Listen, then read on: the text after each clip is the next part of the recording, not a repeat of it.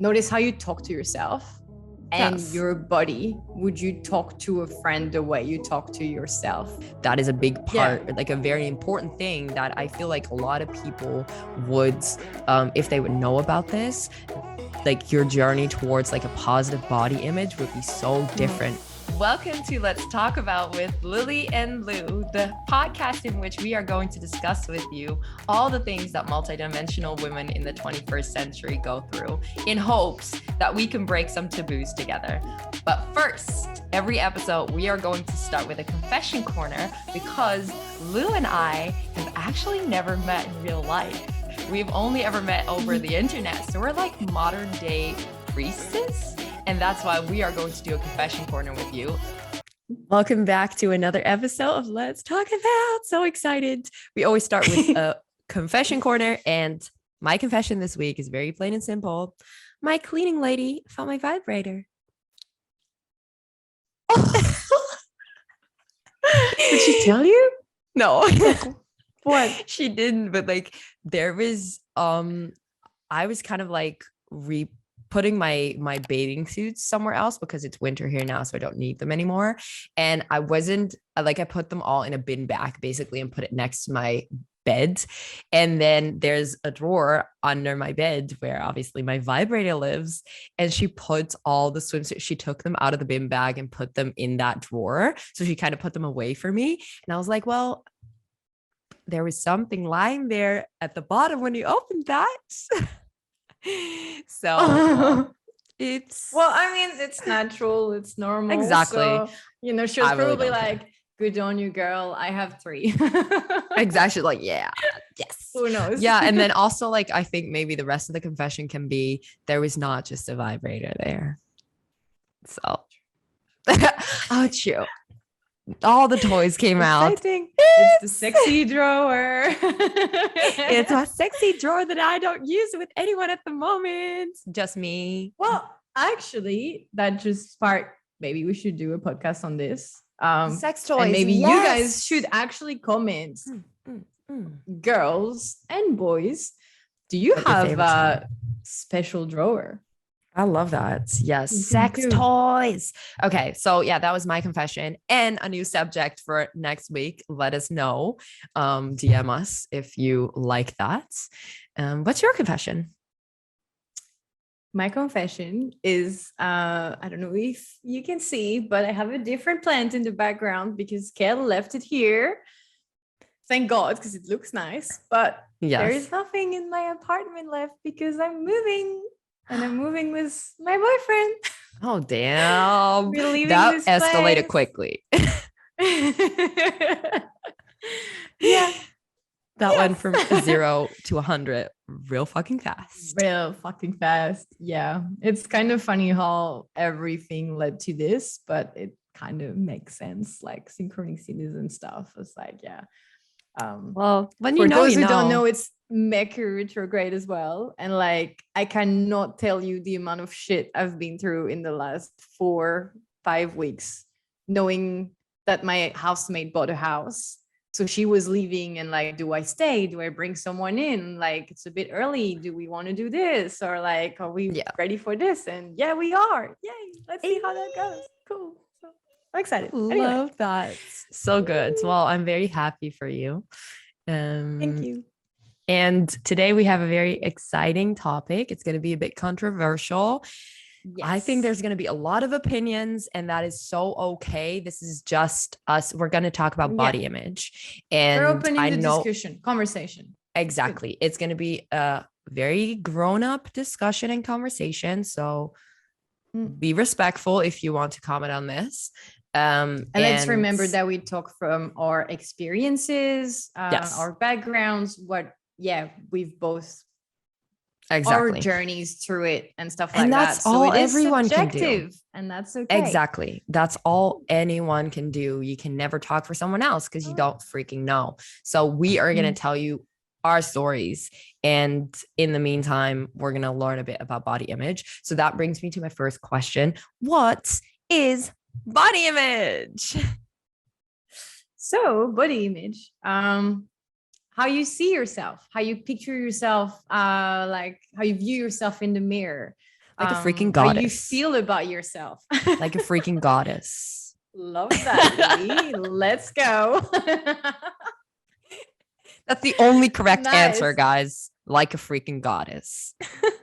Or God, because God, hopefully we have yes. male listeners. Yes. You're included. Yes, you do. Yeah, that's what we want to feel like. I like that, Exactly. actually. But no, I was yeah. kidding. Obviously, continue. Sorry. That's good. That's how I would say it, actually. It's how you view yourself physically, body image. Yeah. Your view of your body, pretty much. Picture, thoughts, feelings about it, all that stuff. And then maybe a little bit of an obvious question, but what does it mean to have a positive or a negative body image? Like both. I feel like the way that you just answered, very positive. That was a really good one. I think positive body image is like being in a state of acceptance of what you look like. So there's no comparison about other people, about what the media or society is like plastering all over everywhere. There's no judgment about yourself or others, because it's important. Sometimes you are judging others thinking you're feeling good about yourself, but really it comes from within you. Like if you're judging a fat person, you're uncomfortable with the fact that they look fat. And that's it basically is a projection, you and not with them. Yes, exactly. Yes, you projecting yourself onto them or your own feelings. Yes. So I think a positive body image would be just being comfortable in your body, being confident in your body, wearing whatever you want, no matter what people might think of you, because it doesn't matter. It only matters what you think about yourself. Yes. I really like the word accepting, like being at peace, basically being accepting where you're at, and that where you're at is okay, basically respecting where you are. So I kind of want to add, actually, I can relate to that. I feel like I noticed this year that I would differentiate self-love and self-acceptance. I think it's two different journeys. If that makes sense. I think they're similar and they go together, but I think they're different. Yes. I do also think, I feel like accepting yourself, and that's just like the basic line of that is just where everyone should be, or in an ideal world, everyone just respects and accepts where they're at. And then loving yourself is appreciating yourself for like actually loving yourself. And like that goes a bit deeper in my opinion. I agree. I think it might be a little, I wouldn't put it exactly that way, but a little bit like an inside out. So self-love being a bit more inside and acceptance being a bit more outside, but including the inside. Can you explain? Like you can love yourself and struggle to accept yourself at the same time. I would say it that way, because that was one of my journey this year. I realized that after all the works I have done, I was still struggling with some stuff, and I was just like, oh, interesting. But it's because I still had wanted to look a certain way, compare myself to my past self, like not other people, but who I used to be and things like that. I was like, oh, it's because I haven't really accepted who I was from who I am now. Like, I feel like that's a big theme for a lot of women, mainly because the beauty standard for women basically like stops when you're like 16. Like don't grow up. Actually, for men 16. As well. Really? That, I don't know like, if you've noticed. I don't know what age it starts, but men, like you handsome man, like especially like the 007 new 007 movie just came out, and my friend made this observation and she was like, literally it's an old guy with gorgeous young women this whole movie long. So like men kind of do get the luxury, maybe that's a good word, the luxury of being allowed to get old and like get handsome or like become, I don't know, like I nice see what you ripe mean. I meant wine, it more basically. in a complete physical way, like okay, it's plastered everywhere, like abs and going to the gym and stuff. And so like men that don't go to the gym, or like having more of a dad bod, or like not even that because they made that actually something I think it became a desirable like the dad bod is like sexy, like the new dad bod is sexy or something like that. I don't know where it came from, but like there was that. But Exactly. so like men with different bodies are going to be very self-conscious how they look like, because they're confronted to the same views as we have women. Yes. Actually. That is very true. That is so true. Like for like men Yeah. have just as many struggles with body image, I assume. So that's and there's been so many different views in the media as well since, like you say, like 16, or like I think mine started younger than that, to be honest. But like from like skinny models, so now it's big boobs, big butts, and there's been heaps of stuff in between. I should have looked that up actually on Google, but like yeah, like there was different shapes every time that were like promoted as like the ideal beauty standards, and then every woman wants to look like it, and it's just like, fuck, can we just look like us? Like, why do you have to look like something or someone that is not even real? And I think that's like a good introduction to like pinpointing what a negative body image then is. What would you say would classify as a negative body image? I think, like that would be an introduction to that. Or also I would include, I don't know if we would go, probably into that as well. But like, you know how most of us women and men actually develop eating disorders because we're not taught about nutrition, whether it's anorexia because you want to lose weight, or same like binge eating, bulimia, and that creates what's that word? Body dysmorphia. So you're going to look in the mirror and you're going to see yourself with like 10 extra pounds, for example, than you actually are. And that is a mental but I also feel like that issue, again, like what would it matter if you see yourself with 10 extra pounds, basically, if there wasn't a beauty standard to hold on to? Like if we would let go of that, you need to fit into this size to be good, like as in like a relative term, then why would it matter? To be happy, exactly, for example. Exactly. It's actually, that reminds me, you're not meant to fit into your clothes. Your clothes are meant to fit you. And we're told the wrong way around. Like your favorite pair of jeans when you're younger, it's like, oh fuck, I can't fit into my favorite pair of jeans. I gotten fat, or like it's a sign that my body's changing, and bodies are meant to fluctuate. Like I used to waste myself. I haven't, we're going to journey later or something, but like I used to waste myself every day when I was younger. Same. But you're meant to fluctuate with like your hormones and things like that. You're getting boobs, you're getting butt. Did you know that muscles, like I'm talking listeners, but did you know that muscles weigh heavier than fat?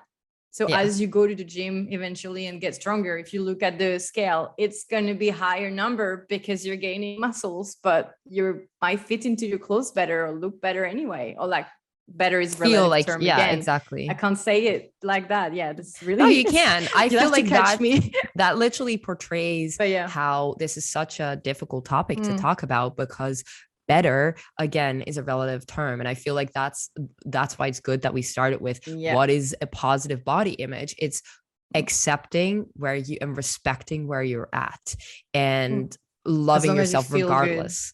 Exactly. As long as you feel good. And obviously you can strive towards certain things. Like you can have goals, of course, but just make sure that you do it from the right place. Make sure that you're not like trying to morph yourself into someone else. Because there's this interesting thing that you just said, basically, like kind of the negative, or that made me think like the positive and the negative. It's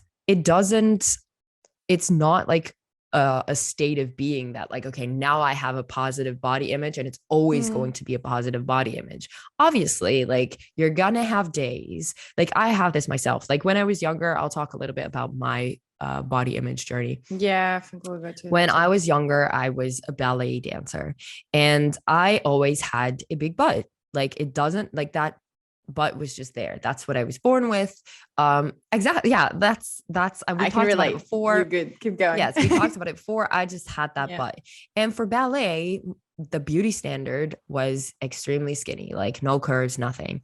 And that was always something that I was super self-conscious about, even though I weigh around 50 kilograms and I weight myself obsessively to make sure that I stayed around that.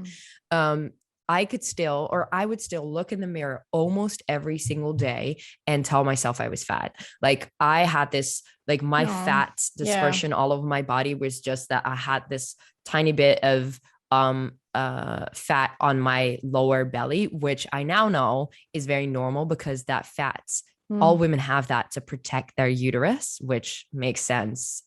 A lot. I didn't makes even a lot know of that. sense. See, this Because is that's part your of most the education important. that we need Yes. to have. Exactly. Like once I knew that, I was like, holy hell. So that's a fucking sacred part of my body that protects me. But back then I looked at it and all I could see was I'm fat. There's this part of fat that doesn't want to leave my body, even though I like work out a lot, I dance a lot, I eat a certain way. And now that I'm at least, I've never weighed myself like in for the past years, but I'm just going to go ahead and assume that I'm around like 60 or 65 kilograms. So I weigh a lot more, but how I view myself in the mirror is so different than what I did before. So it's an ever changing thing. And then not just over the years, but also during the week. So sometimes when I get up, I look at myself in the mirror and I can still be like, oh, nothing feels right.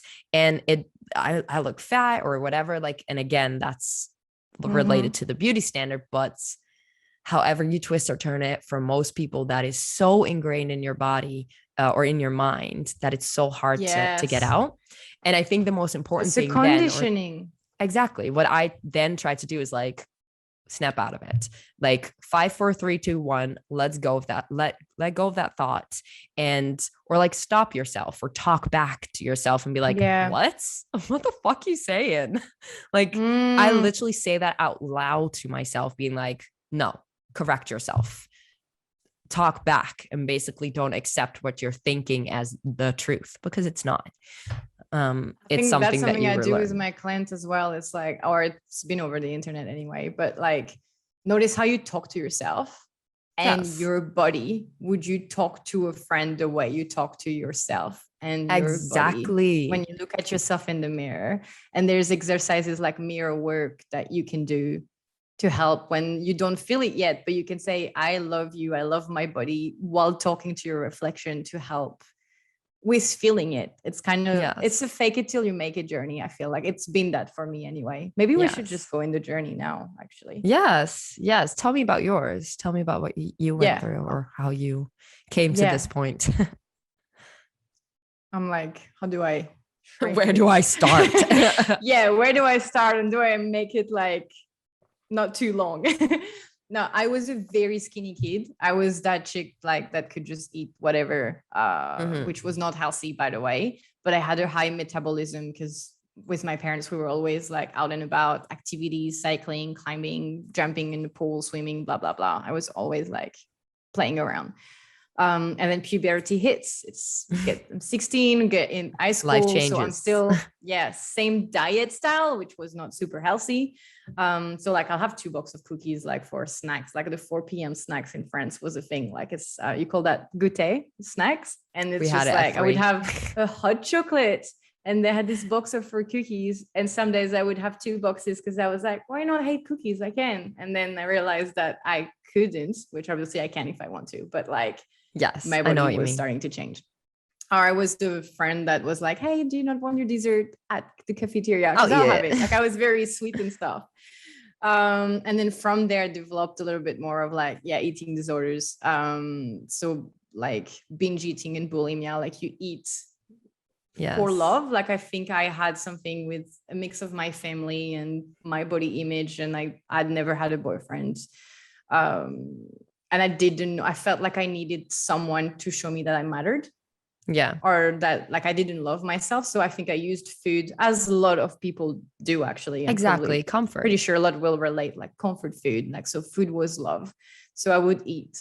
And then as I was I never got fat, but I was not your healthy. natural Like I weight. felt I have a pretty athletic build, so it goes everywhere, but so it does, like I get little rounder cheeks and stuff like that.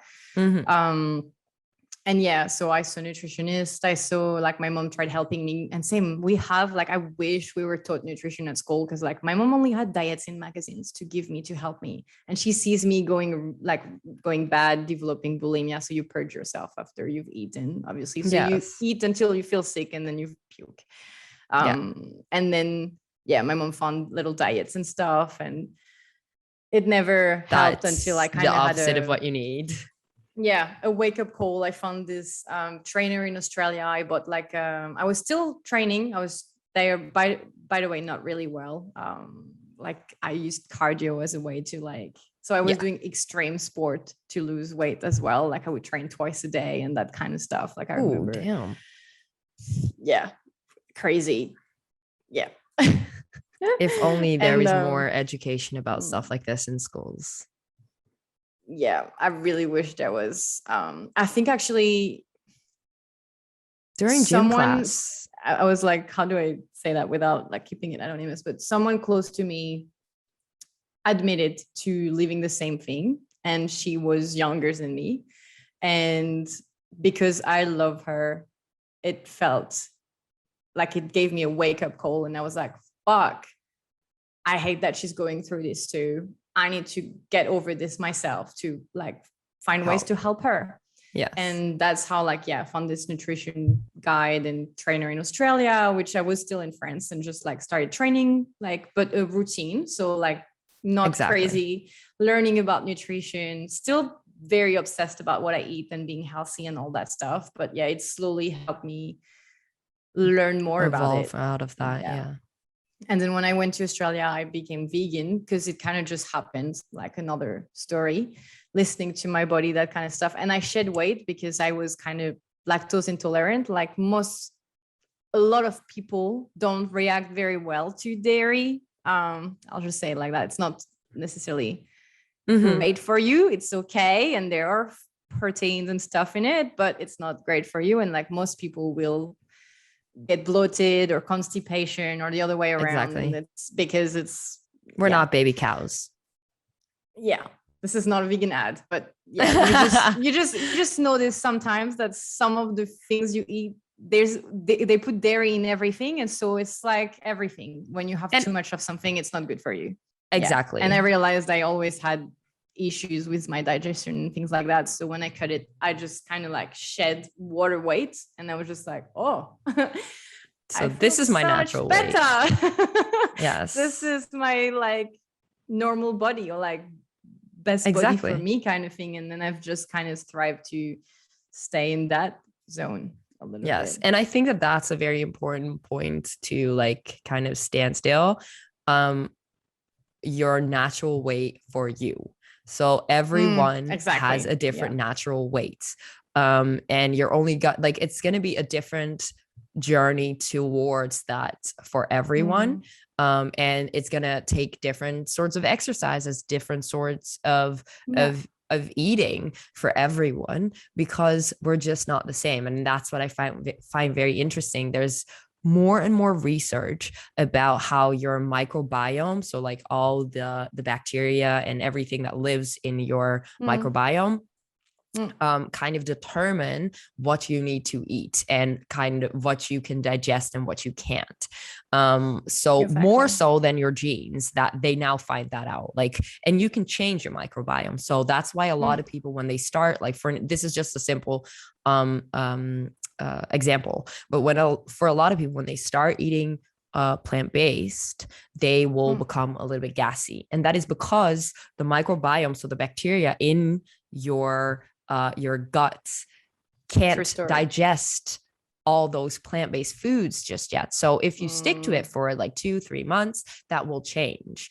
So it's so interesting. It was literally 1 or 2 months for me as well. Exactly. It's so interesting to see how like your body adjusts to certain types of foods. And obviously, like, that's the thing. Like, if I would now, I've been plant-based for almost 4 years now.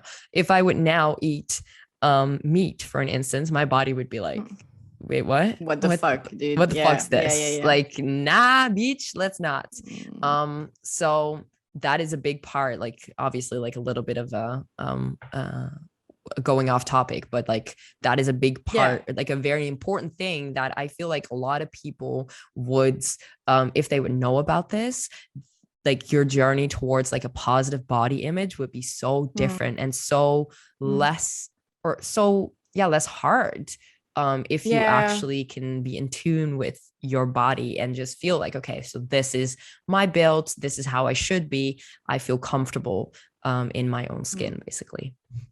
And a lot of the reasons why we eat the way we eat is misinformation, lack of education, and it's a mix of lack of self-love. Like a lot of times it's going to be comfort food or things like that. Or I'll end with my journey with when I was going through a very stressful time last year, something happened where I could not eat anymore. Yeah. And it wasn't that I didn't want to, but I wasn't hungry, or I until I was really hungry that I ate, and it felt like I had nausea from eating like Too one late. teaspoon of spoon because my stomach had shrunk. And so I lost a lot of weight and it wasn't healthy. And I had people around me being like, oh, you look so great. Like you're so thin, you're so slender. Look at you. And I'm like, yeah, great. It's because I feel sick. And I can't sleep. I'm literally waking up at 2 a.m. and I can't sleep back until 4 a.m. because I'm so hungry. But yeah, there was so much going on. That I think that's a also very big problem. Yeah. Where and, people, for the beauty standard kind of like compliment you on the wrong things. Yeah. And yeah, so that's a very big thing for a lot of people. And that kind of also brings me to like the next question of I'm interested in hearing what you have to say about that, because I saw you post a little while back about you posted about body image, and then I feel like you got some negative comments under that or something, because then afterwards you posted on your story, or you asked on your story, do you think that skinny people are allowed to talk about body image or not? So I don't like the word skinny as well, but yeah, it's like the way that they use it, it's just like so I did it's a reel that I used from a TikTok sound, saying like your body is meant to fluctuate, and so you put yourself in position saying like your bodies that look like this also look like this, and then you have the double chin, and then you do the same with like the back, and so you have a roll. Different angles, and basically. I train 5 to 6 days a week. I eat healthy, mostly plant-based. I know I look good, but I have my days as well. And so when I did that, I did get some people commenting, wow, even your bad angles look good. It was women, and it was a little bit like, oh, like, are you judging me from doing this? Like, am I not allowed to be feeling positive about my body or posting like this because you have a body different than mine, or you think I don't belong in this conversation? Or it was a little bit harsh. I actually had a person that I know message me on it saying that and she's been like commenting a lot of toxic stuff over the last year, actually, never supporting anything. So I was like, what the fuck is this coming from? Like, this was not, I appreciate constructive criticism and I'll take responsibility if I do something, but I don't appreciate criticism. And she was kind of like, yeah, like you're obviously privileged, and like I've also, what is it? It's like I've also had issues in the past, but I don't have them anymore. But like when you look the way you do, you can't, like, I'm not too sure because I'm using my phone to record, but like basically there was a long message of negativity. You're not really like saying what you do. You're not taking you're not saying that you are privileged and like explaining that to people as well. Like you're just showing from your experience, which is all you can do, basically.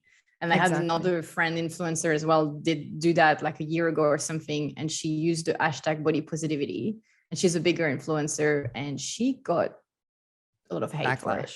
It was like, you can't use that because this hashtag belongs to the BOPO community. And I was not cool. Like, I understand actually, but I also like don't the point isn't the point to like love yourself, but everyone loves themselves. Like, why would you show so hate to someone? I feel like there's two ways to look at it. So like it's kind of the same as handing the mic over when it comes to like the racism or sexism discussions. So sometimes, yes, your experience is valid and you're talking from your experience, and it's an important, obviously, like everyone's experience is their own, and like it's an important thing. But sometimes if there's like, if we need change to happen, you need to hand the mic to step back. You need to step back. You need to, I agree. Like, step out of the light and like give someone else the light. So I feel like there's two ways, because I do agree that when it comes to like the discussion of relatively skinny and relatively fat, want to put relative around it because whatever the fuck skinny and fat means. Like, I feel like in this case, like skinny, obviously everyone's like, okay, but you still have the privileges of being treated like you're beautiful, for an instance. Fat people don't have that privilege. Yeah, they don't have fit the ideal beauty standard. Exactly. Like, so European, even though white skin. Exactly. So even though you might feel like shit about the fact that you're skinny or you don't feel skinny enough, people still give you the compliments like you just talked about. They still say stuff like, oh, but you look so great. So and even though you are not accepting and yourself and you don't have a positive, I'm not marginalized by society. So, I'm not part of like a group that would be having problem because so basically you're not being kicked while you're down and other people are. And so I feel like this literally just went through my head because I thought about it. Like I thought, like when I read that, I like, obviously, like same as with a lot of conversations, you first feel like, yeah, I can be part of the discussion. And yes, I feel like everyone can be part of the discussion, but just don't make it about you. And I don't think you did with a post like that. I didn't. And I think I was careful because of my friend to use body confidence and not use another hashtag. But to get back to like my friend thing, the thing is more, it is the internet. It's shit. When you put something out there, everyone comes for you.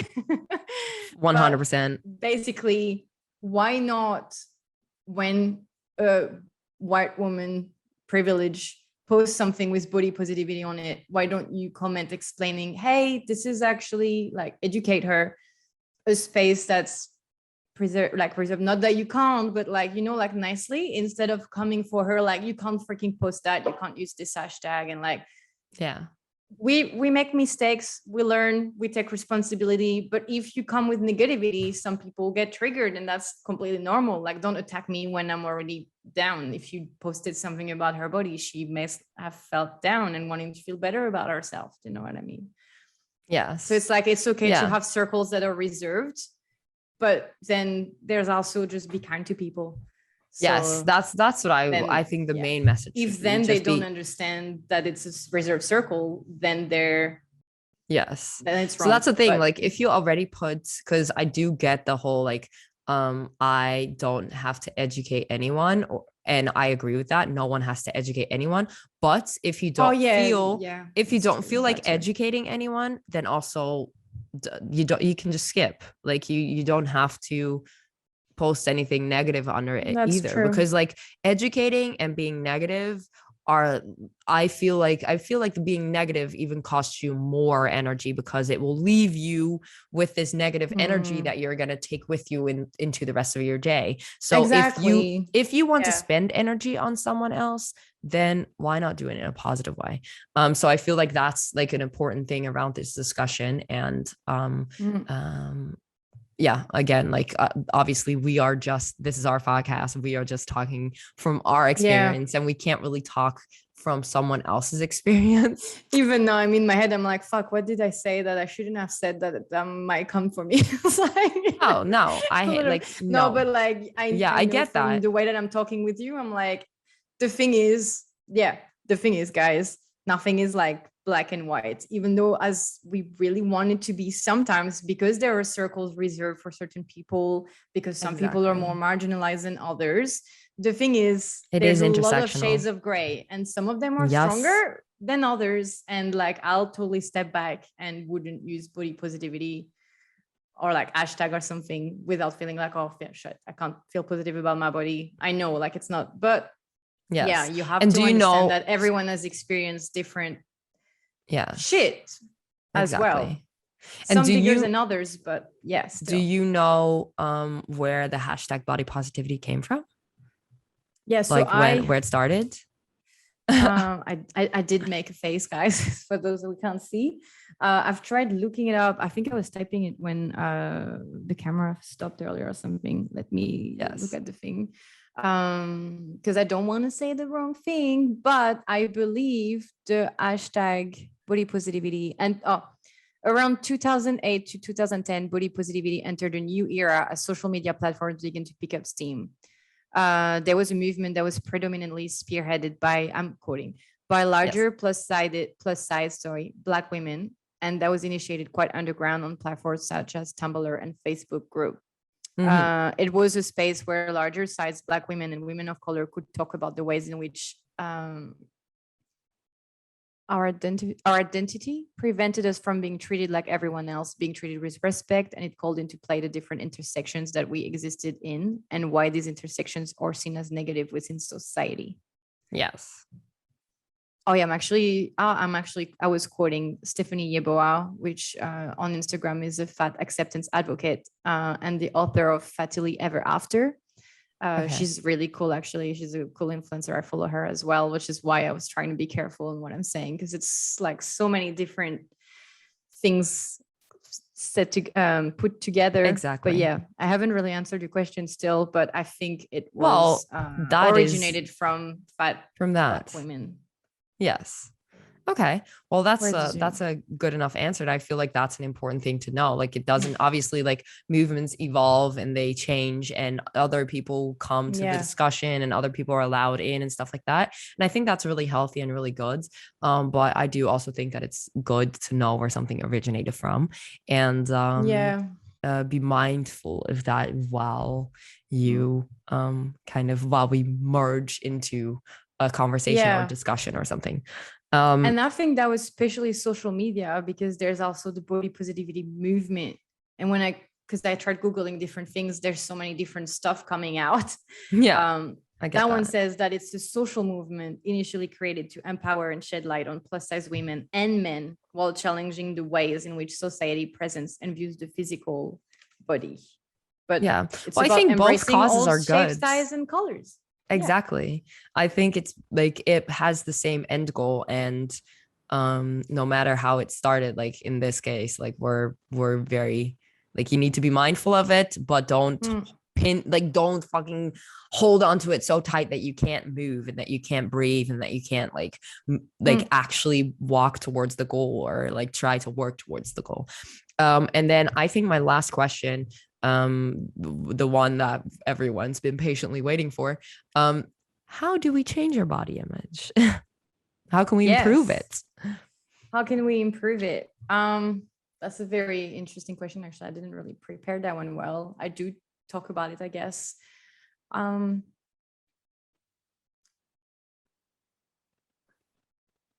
think it's learning to let go of what others, people, society thinks or might think, because sometimes you realize they actually don't think anything. You're just afraid they will because of what's plastered in the media and things, and just kind of like be in your bubble with you and your mirror and see that this is your body. This is the only place you'll ever have to live. So treat it well and make peace with it, because you only have that one. So you might as well learn to love it and accept it for what it is. Wear whatever the fuck you want. When I was younger, I really wanted to wear crop tops and I didn't feel like my stomach was flat enough for it, and I didn't. And that's so sad. Yeah. And it's little things like that. Like, we can wear whatever we want, wear the fucking shorts. Cellulite is normal. Stretch marks are normal. And rolls are normal. Hip dips are normal. All of this stuff. You made a post about this as well. And it's just learning to appreciate it and see it. Exactly.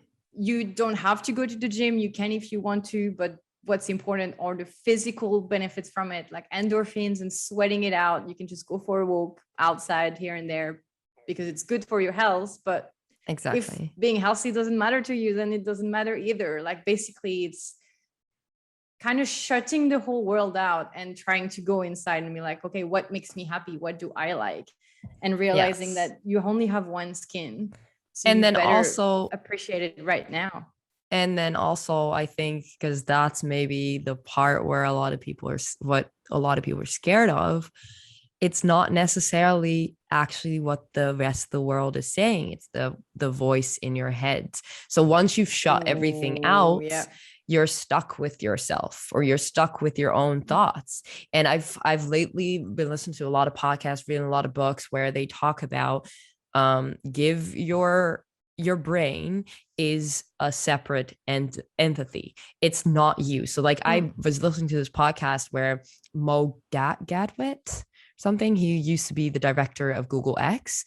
He has a book about happiness and finding happiness. And he said this really interesting thing that stuck with me, where he said, if your brain, if the voice in your head was you, then why would it need to talk?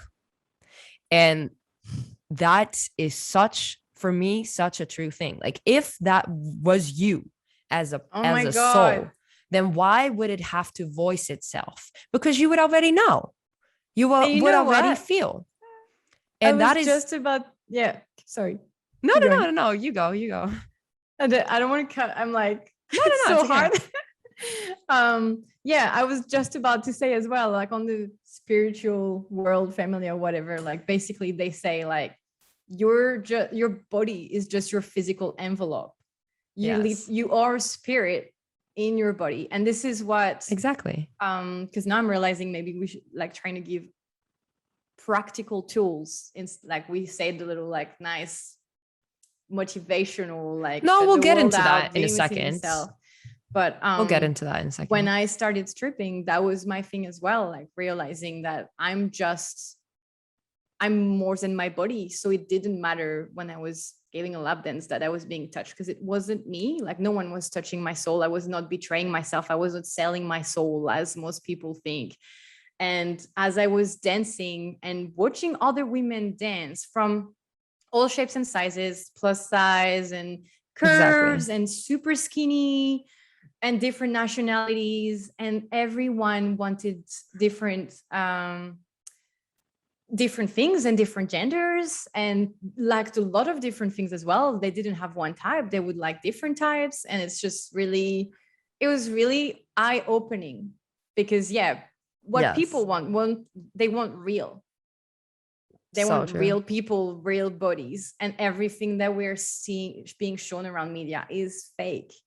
I'm not talking about like plastic surgery or anything like that, because like if that comes from, hey, I want to look like this, like that's great, good on you, as long as it doesn't come from like, oh, I wish I looked like this, so I'm going to change myself. Yeah, exactly.